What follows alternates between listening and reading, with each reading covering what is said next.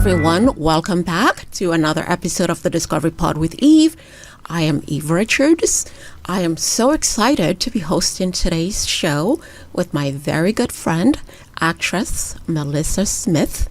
Melissa actually started modeling when she was 7. She got into acting at 12.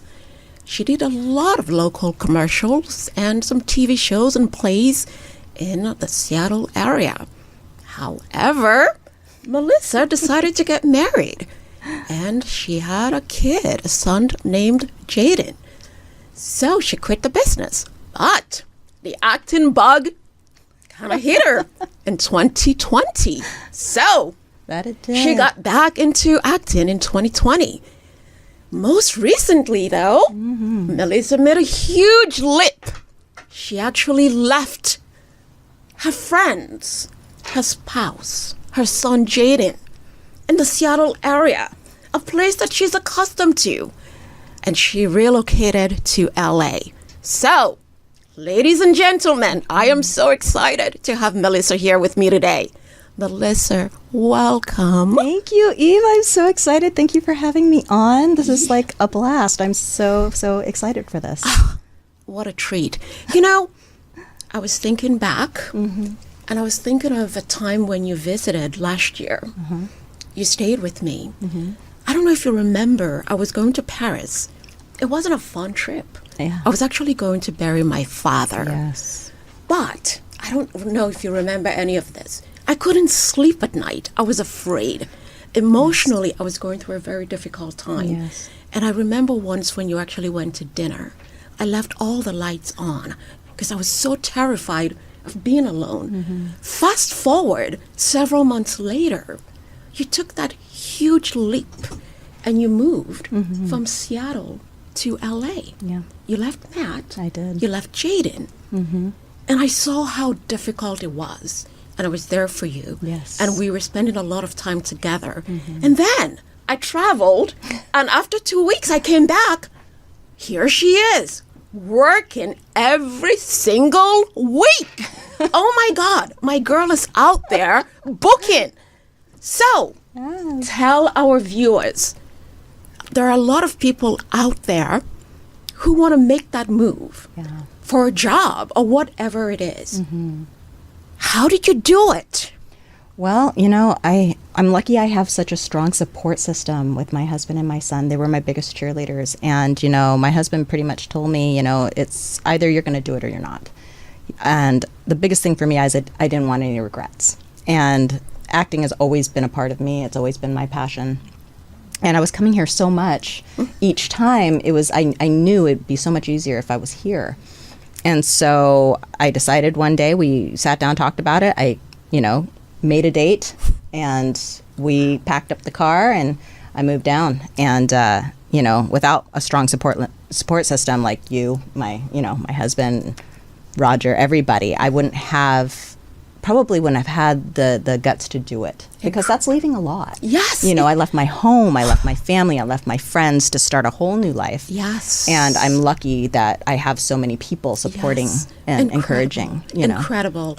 I couldn't be more proud of what you've been able to accomplish. It's incredible.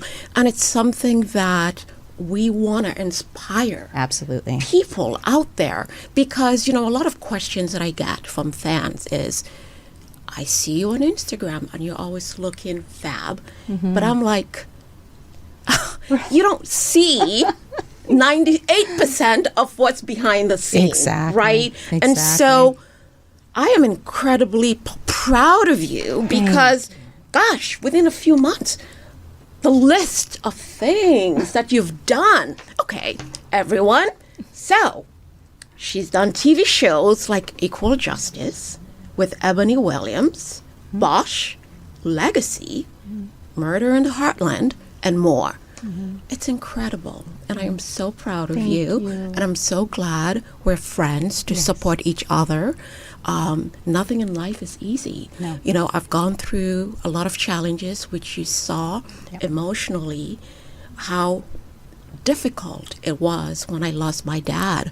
I was putting myself out there every day, but I want to thank you so much for being there for me during the most difficult, challenging times in my life that no one knew what I was going through, but I had to put myself out there. Oh, thank you. No, thank you. Your friendship means so much to me, and I'm so glad we can do this and hopefully inspire, because that's what we want. Yes. We want to inspire others. Absolutely. Whatever dream that you have, please go out and chase it. Absolutely. Don't be afraid. 100%. And like I said, if it wasn't, for you and our late night talks that we would have of, encouragement when how I was down a lot thinking, what am I doing? And you were always saying, hey, everything happens, good will come, let's just put it out there in the universe, and we would have those talks, and you really picked me up when I was down a lot. So I thank you so much for being there for me and to invite me on this journey with you, because it's truly an honor, and I thank you for that very, very much. Awesome. So, ladies and gentlemen, we've got an exciting show with us today. We've got a legendary actor, Sean Kanan. He's an actor, he's a chef, he's a prolific author. He is, he's recognized as one of the most well-known bad boys in daytime television. Yes. He's won an Emmy Yes. for Studio City. Mm-hmm. He played AJ Quartermain on General Yes, Hospital. he Oh my did. gosh! Wow, the list goes on, right? It does. Deacon Sharp in The Bold and Beautiful, and that crossed over to The Young and Restless. Yes. And he's also reprised his role as Mike Burns from the Cobra Kai Yes, series. the bad boy of And karate. did I forget? He was in Karate Kid 3. Yes, he when was. he was like 13 or I don't know. No. He was old. He was, I want to say he was 21, 22 when he did that. But he was young, right? Yes. So the list goes on in all of his accomplishments. Oh, did you know? He lived in Italy, or in Rome. Yes, He speaks Italian. He does. And maybe Russian, if I remember correctly. Sean is just so cultured. It wouldn't surprise me. Wow. Not only that, he does stand-up comedy. Yes. He is a motivational speaker, everyone. Oh. So, you got to watch us on the Discovery Pod YouTube channel. Tell your friends to watch this episode every Thursday. If you're going through stuff and you need someone to pick you up, Yes. this is the episode to watch. Absolutely. Watch us, or you can actually check us out on everichards.com. Listen to us on iHeartRadio, Google, Spotify, Apple, or anywhere the podcast is available. So, without further ado, let's welcome our legendary actor, Sean Kanan. Welcome. It's so great to have you with us today. Thank you. Thank you so much, Misty. It's so great to see you and Eve. You as well. My gosh, I'm so excited. So, little backstory. So, I met Sean when I was 16 years old. I don't know if he remembers that, but I mean, I was 16. I got signed to a publication here in Hollywood, and it was the publication party. And Sean was there as one of the guests. And I remember because the first time I saw him was in the movie Rich Girl. And I was blown away. I was like, oh my God, who is this guy? Yes. Just, having to fan myself. My pivotal acting performance in Rich Girl, right? Yeah. But it was just like, wow, okay. So he became my teenage crush. Fangirl it. Yep. Yes. So when I saw him at this party, I was like, oh God, I'm like hiding behind pillars going, oh geez, I didn't have any guts to talk to him. But I ended up getting the courage, got up, talked to him, and he was so fabulous, so humble, so nice. And it was just so, calming to me that somebody that handsome would be so amazingly nice. So, I mean, incredible. Yes. Thank you. It's nice to say that. Was that at the SLS? That was at the Palladium. Wow. The Palladium. The Faces wow. International party at the Palladium. In Right. Hollywood. I do remember that. Yeah. It was, yeah. I was 16. Long time, right? It was a long time Wow. ago. Wow. So, and then, let's see, looking back, on your life, you were like 14 when you got into acting? No, I came out to Hollywood in 1987. I was 21 years old and 22 when I did Karate Kid 3. So that's really when I started professionally. Mm-hmm. Okay. Yeah, I thought so. Because I knew that you were in your 20s when you did Karate Kid 3. I was a pup. You were a pup. And then you got into martial arts, and you were bullied when you were younger, correct? Yeah, I was bullied. I was one of probably 3 Jewish kids that grew up in a pretty hard-scrabbled Western Pennsylvania steel town. Mm-hmm. And I was fat with a bad haircut and glasses, which is not exactly the trifecta for popularity. And very quickly found myself the target of bullies. And, it's something that I dealt with for a really long time as a kid, and then later dealt with for a very long time as an adult, because, bullying leaves tremendous scars. They don't just go away when you become a fully functioning adult. Yeah. And that's why I'm so impassioned by working with Buddha Bullying and other anti-bullying groups, speaking at schools, something very near and dear to my heart. Amazing. And what advice can you give to anybody that's going through those similar experiences? Because that does happen quite a bit. Well, if you're a parent or a teacher, specifically a parent, my advice is this. You may only get one shot for your child to feel secure and comfortable enough to come to you and tell you what's going on. Yeah. Please be available. Please listen. Please hear them. Teen suicide is the 4th leading cause of death among adolescents. Oh my God. Bullying is a tremendous contributing factor to that. And I know it's probably not politically correct to say this, but, for me, martial arts made a tremendous difference in not getting bullied anymore. And it's not just about learning to fight. It's really not, although that does kind of help. But it's about learning self-confidence. It's about learning humility and compassion and strength and esprit de corps by being in class with other students. And it really allowed me to feel good about something.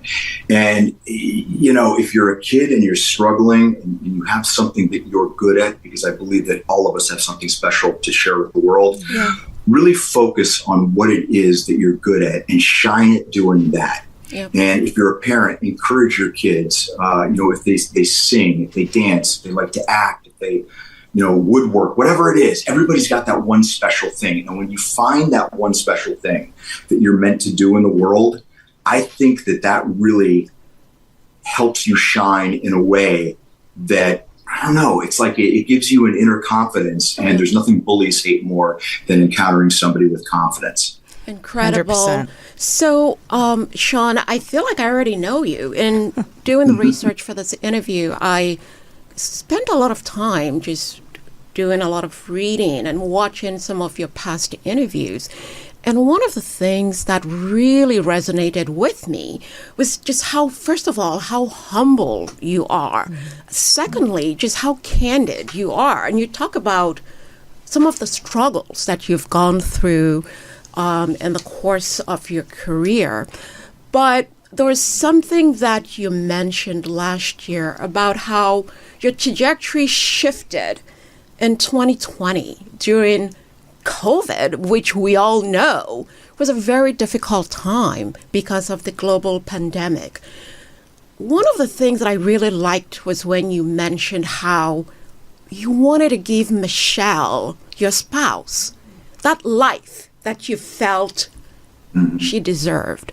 So how did you overcome some of the challenges in 2020, which was a very depressing time for everybody? Right. So I hit a point in my life right before I finished writing Way the Cobra.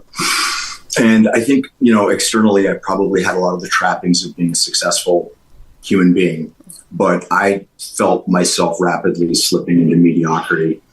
And I knew that I was going to be the only person who could save myself. And I decided there was going to be no more of this waiting for my ship to come in crap. I was going to build the damn ship. I just had to figure out how to do it. And I made some very significant changes in my life, not the least of which was I stopped drinking. And I started doing things differently, and I started getting some amazing results very quickly. And as difficult as 2020 was for so many people, it was a really amazing year for me, because at the end of 2020 into 2021, I did back-to-back movies with Bruce Willis in Puerto Rico. I finished Way of the Cobra. And, I couldn't put that book out in good faith unless I was absolutely living my life in accordance with it. Because to me, that would just be the apex of hypocrisy. Yeah. And I talk in the sequel to Way of the Cobra, which is called Welcome to the Kumite, about how writing Way of the Cobra was my last best effort at saving myself. And I needed the book as much as I wanted to get it out to everyone else. So, although I placed myself in the position of being the sensei, the teacher, the process of writing it and what I subsequently learned from all the people, students who've read it, has helped me as much as I hope that I've helped other people. Incredible. Thank you for sharing. So inspiring. So Yeah, no, his books are wonderful. amazing. He's Yeah. helped my son. My You son's done told his me. seminars. Yeah, My you husband's told now me. listening to his Audible. Jaden- Yeah, I'm He's moved excited. out. Michelle and I are actually writing the third book in the Way of the Cobra series. It's going to be called Cobra Couples. wow. And we're writing it together. Incredible. Yeah. When is And, it coming out? It's probably going to come out in May. And I just got confirmation from Whoa. Barnes & Noble at the Grove that we're going to be doing Whoa. Incredible. book launch there in August. So I'm really excited about that. Yes, we'll Yeah. definitely be there to support. We actually Definitely, talked about it. Yes, we did. I'll support anything Sean does. Amazing. I mean, he's just amazing. Well, and I do, and I think that's something really important too. We are in a business that is very difficult, Yes. and it's not always known for people behaving with, the highest level of integrity and character, although there's some wonderful people in our business. And, I think it's hard enough without us not supporting each other. And so, you want to surround yourself with people that support you, that believe in you. Yeah. And you want to reciprocate that. And that's what I try and do. You do, Yes. and you do, 100%. You have been there Incredible. like no other. So thank you so much for that. You're welcome. And you're doing stand-up comedy now. What's funny is, you want to hear how funny life is? So I think I told you guys before that our little new puppy jumped off the bed and broke its arm. And I don't know, I guess I deal with anxiety sometimes with comedy. And my wife was like, okay, can you stop already? We got to get the dog to the hospital, just enough. And I said, Michelle, this is what happens when I haven't been on the comedy stage in a while. And then I came to work. I was filming at Bold and the Beautiful, and the makeup guy who'd seen me perform before said, when are you going to perform again? I get back to my dressing room, and I get a call from my friend Mike Marino, who's a headliner. And he said, how'd you like the headline at the Comedy Chateau March 16th? And I was like, that is just so strange how the universe responds to you. So I will be headlining at the Comedy Chateau in Burbank, March 16th. And I hope everyone will come. Tickets are available now. Wow. I will be there. It's a really fun show. I'm just not going to sit in the front, though. Congratulations. That's incredible. Wow. Very excited for you on that one. Yeah. That's awesome. So I'll definitely be there for that. So another question there then. Would you ever do a Netflix special on it? That's so funny you say that. That's very much something that I am working towards. I would love to do that. I'm not quite ready right now to do that for a number of reasons, not the least of which is not really having time. I just left to go film in Atlanta for like 3 weeks. And so I'm playing catch up here on Bold and the Beautiful.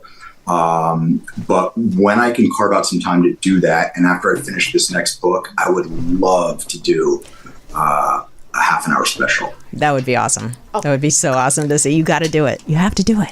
So, I will. Sean, congratulations on your success on Studio City. You won an Emmy for producing with Michelle, producing and writing. Just based on some of the experiences you had on various productions over the years, what are you doing differently as a producer? One of the things that I was really sort of resonated with me was when you were a young person and you had to audition. And this person, the producer, had asked you to dress. You were half naked. So as a producer, someone No, it wasn't half. It wasn't half naked. It was completely naked. Wow. Oh, that's even worse. It was, and, right? and oddly enough, it wasn't. I'll tell the story really quickly. So the very first film I ever did, I got down to me and one other young guy, and they said, "Well, we need to see if you guys have tattoos." And I said, "Okay." And so they brought us each into this conference room. There must have been like 10 people, men and women, and they said, "Okay, take all your clothes off." Oh and I didn't know any better. Wow. And I did.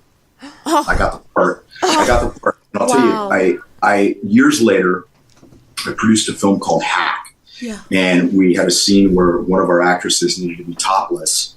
And, you have to check and see what the aesthetics look like, if she has tattoos, scars, etc. And I was really affected by what happened to me. Yeah. And so I said, I'm going to leave the room. I'm going to leave the director here. I'm going to leave another woman here so that you feel secure. And that's all that's going to be here. And I vowed to myself that I would never make another actor feel the way that I was made to feel, during that experience. Yeah. So it's funny, even sometimes with things that are painful and disempowering and catastrophic, with the expansion of time, you find a way in your life to turn them into a positive, make them become empowering. And so even though that was a horrendous experience, I learned from it. Incredible. Mm-hmm. Wow. Definitely. So my other question here is, how was it to reprise your role as Mike Barnes in Cobra Kai? That was extraordinary. It really was. It's not very often in the business that you get a chance, another bite at the apple 35 years later. And, one of the, I don't want to say regrets, but, Mike Barnes was a very multidimensional, thuggish bully. Mm-hmm. And I was a very, very green actor when I played the part. And I was able to bring as much as I could to it. But, now as a guy that's done over 1,000 episodes of TV and I've done 25 films, just my toolbox is bigger. Mm-hmm. And I always had wanted to reprise that role, or, in my head have another whack at what would I have done differently. And getting to go reappear in season 5 and reconnect with Ralph Macchio, as an adult, not as a young boy who was inexperienced, mm-hmm. and play the character as a much more nuanced, well-rounded character with an arc was just fantastic. Yeah. And you and Ralph got along well when you were younger on Karate Kid 3, or? Yeah, to be honest, other than filming together, we didn't spend time together. Oh. He was extremely busy, but during Cobra Kai, he and Billy Zabka and I were able to spend a lot of time together.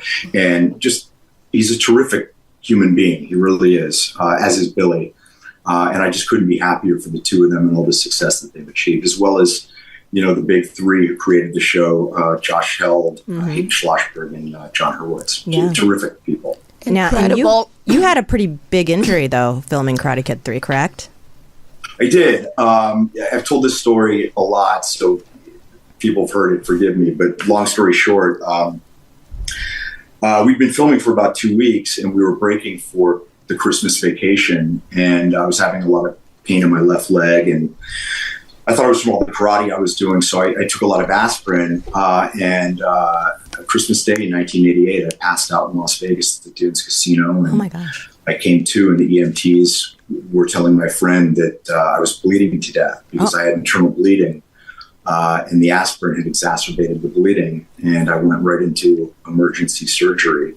Oh my gosh. And had to, not only fight my way back to stay in the film, but fight my way back into the world, because, they made me sign a document saying they couldn't guarantee they'd save my life. And it was, see that I talk about the entire experience in my book. Yeah. And again, something that was a horrendous experience at the time proved to be one of the most crystallizing experiences of my life, because at least in that moment, it revealed a part of my character that I didn't know existed in me.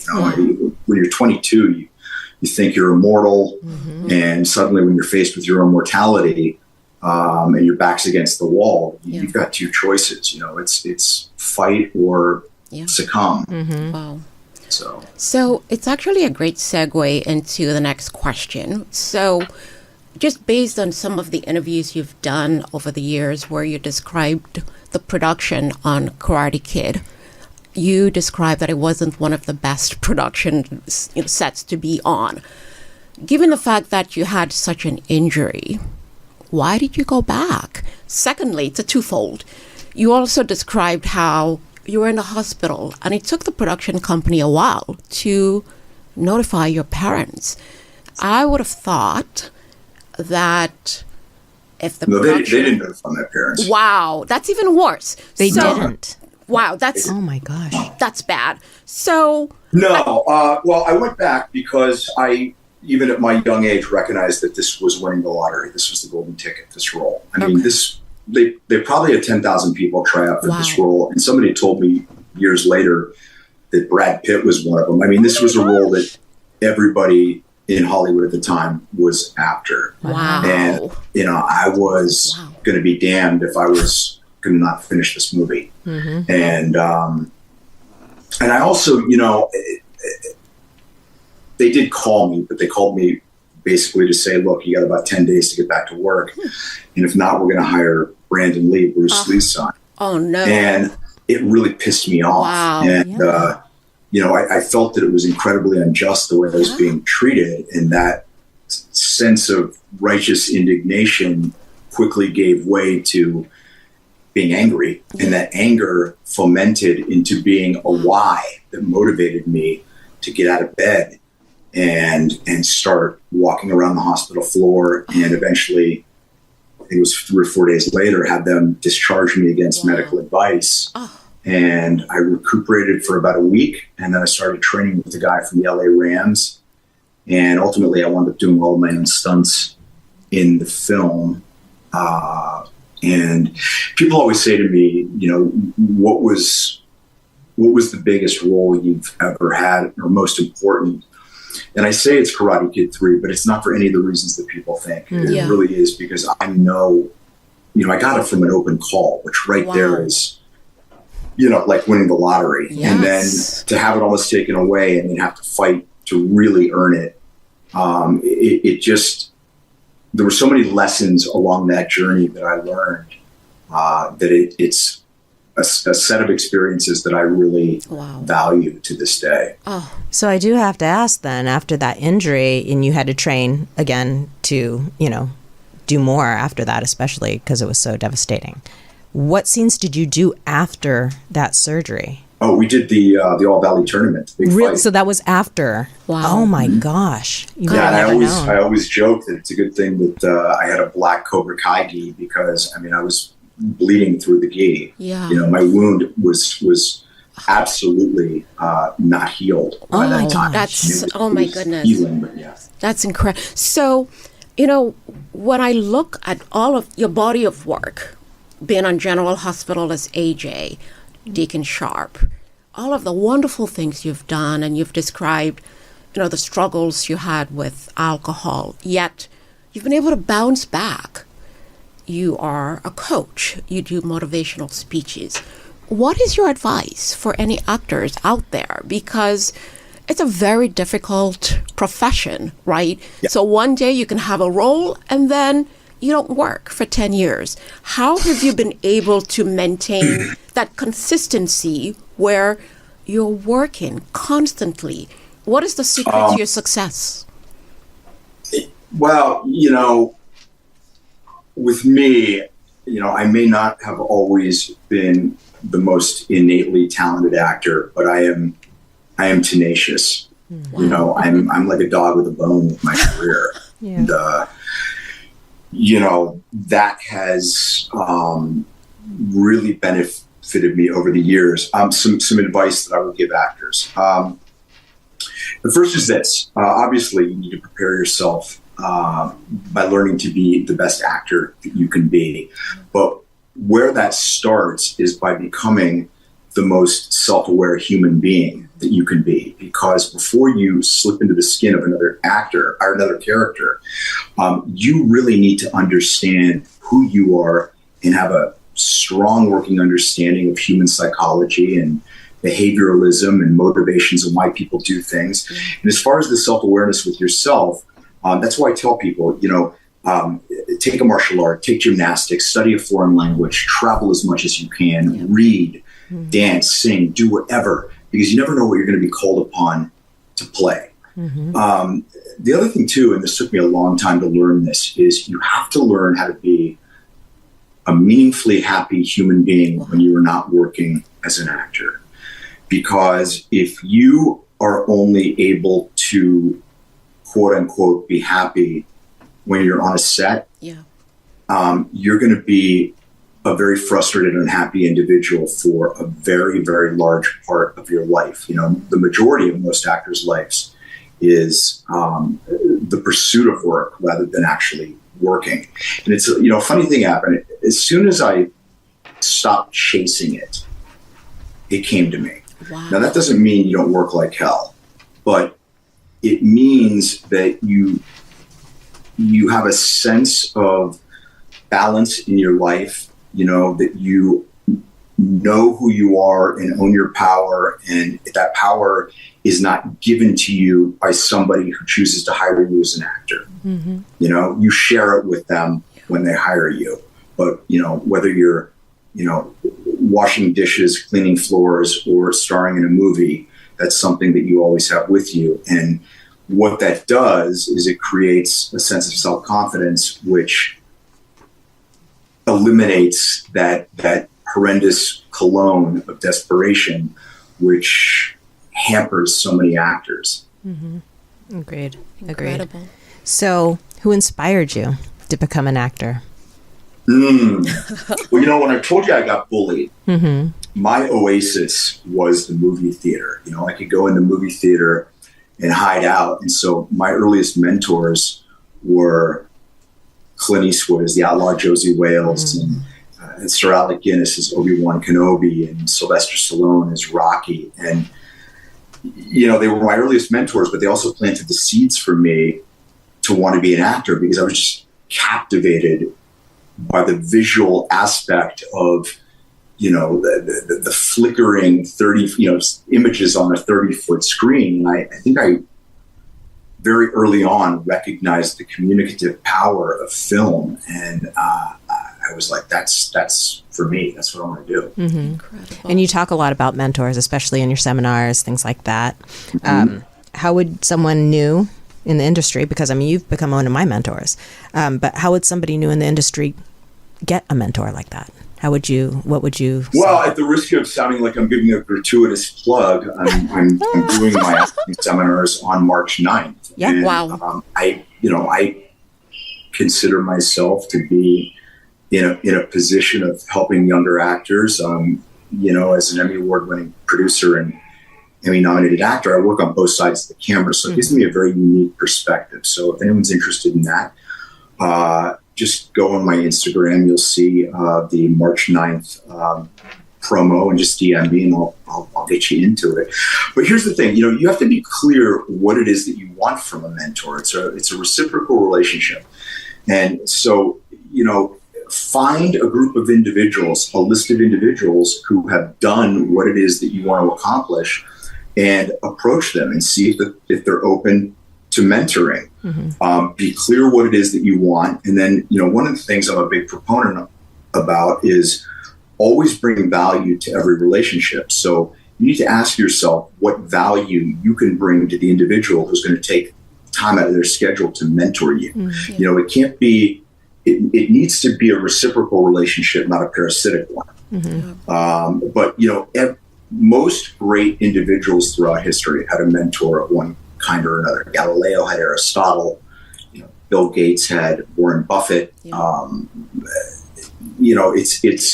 It's a way of having somebody who has ascended the mountain that you want to ascend, who isn't lifting you up to the top, but can point out the holes in the rocks and the well-worn traps along the way, while still letting you do the work so that you acquire the experience. Yes. Incredible. Agreed. Because you haven't he's never steered me wrong. I can tell you that. He's given me a lot of great advice on Thank that. you. This is actually a great segue into the next question. So, knowing that you've achieved so much, and there are so many people out there who want to do this, has your journey been what you thought it would be? And is it worth it? Is this what you expected? No, it's never, a journey is never what you expect it to be. Has it been worth it? Absolutely. It's been amazing having you. We are at the 3-minute mark to wrap up this interview. Okay. So, if you were to have dinner with 3 people, dead or alive, who would it be and why? I think you stumped him. Jesus Christ, Wow. Siddhartha Gautama, the Buddha, and who else? Just to make it spicy, probably Nick Cage. Ooh, Whoa. there you I go. think that'd be an interesting Love dinner, it. You know? Wow. Sean, thank you so much for joining Thank us you. today. It's been incredible having you. What a legendary actor you are. Your resilience. And I really hope everyone goes and listens to this episode on the Discovery Pod YouTube page, or you could listen to us on Google, iHeartRadio, or wherever podcast is available. Again, thank you, Sean, so much. Thank you both for this kindly. opportunity. I want to wish both of you the best Thank and you. continued success. And thank you so much to everybody who's watched. Take care. Have a great time. Thank you so much. And Thank folks, you. Bye, you could guys. could check Sean out on SeanKanan.actor.com. Melissa, this has been such an amazing episode to have him. What an incredible person he is. He is. He's so humble. You know, the lessons from this, for me specifically, is about the resilience and not giving up on chasing your dreams. Right?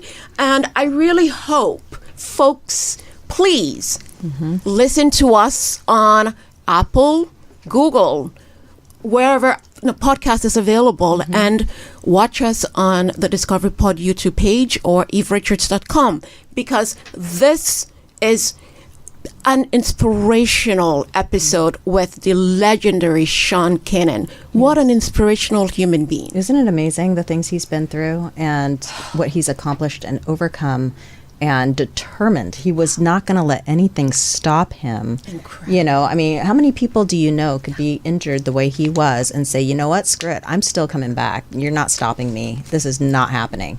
You know, most people, especially with an injury like he had that, you know, he could have died from. Oh my gosh. And he still came back. Wow. And did it. And look at where he's gone from there. I mean, he's gone nothing but higher. You know, it's amazing. I'm blown away to think that he almost died. And he's talked about some of the problems he had with alcohol. Yes. But yet, he found a way to come back. Yes. He wanted a better life for his wife.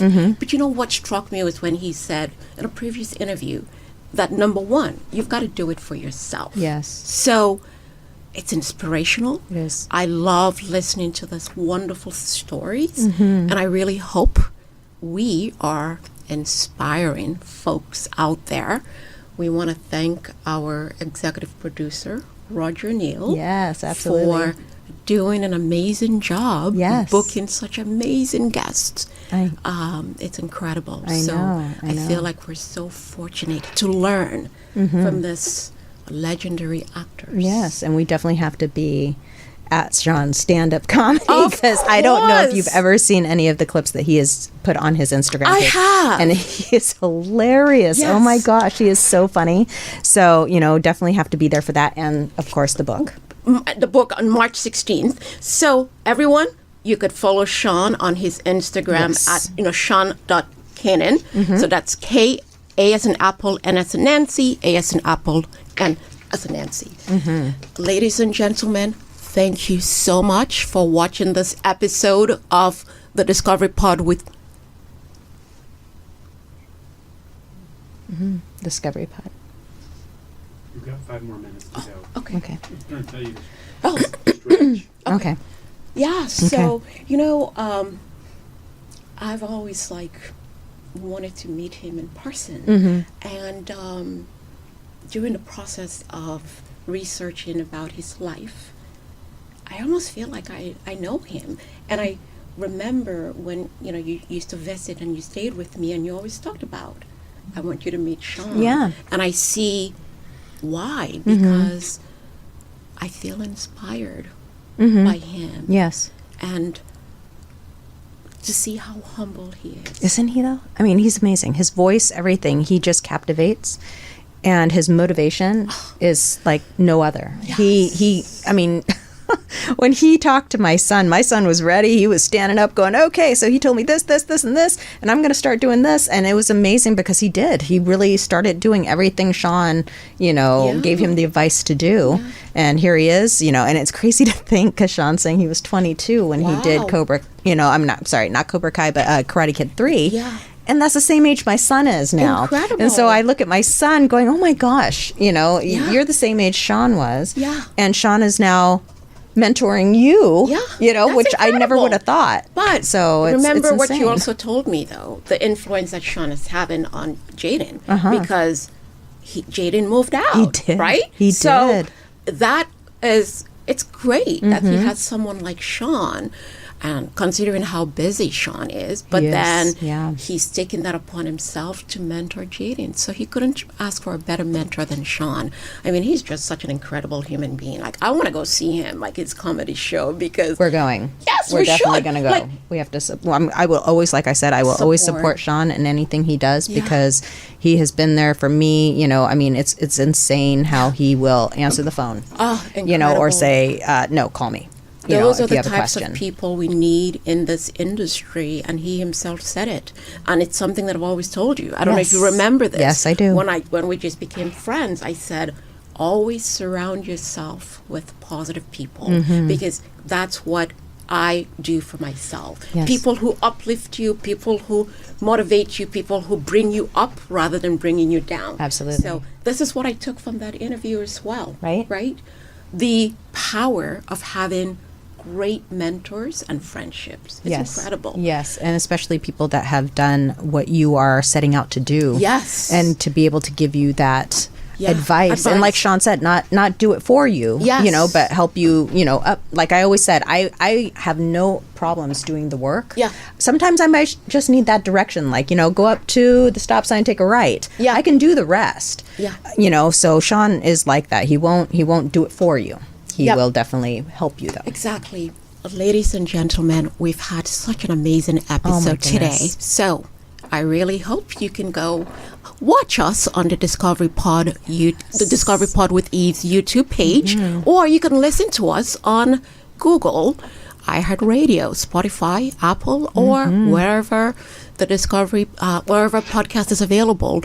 A special thank you to our executive producer, Roger Neal, for producing such an incredible episode. Thank you, Roger. And thank you, Sean, for joining us, Melissa. It's been so much fun. Oh my gosh. Thank you. It's like, I wish we had more time. This can go on and on all day. Thank you, everyone, for listening. So, yes, check us out next time. Absolutely. Every Thursday. Thank you, Eve. I had a blast. Thank you so much. It was a blast. Let's do it again. We will do it again. Thank you. Thanks, everyone.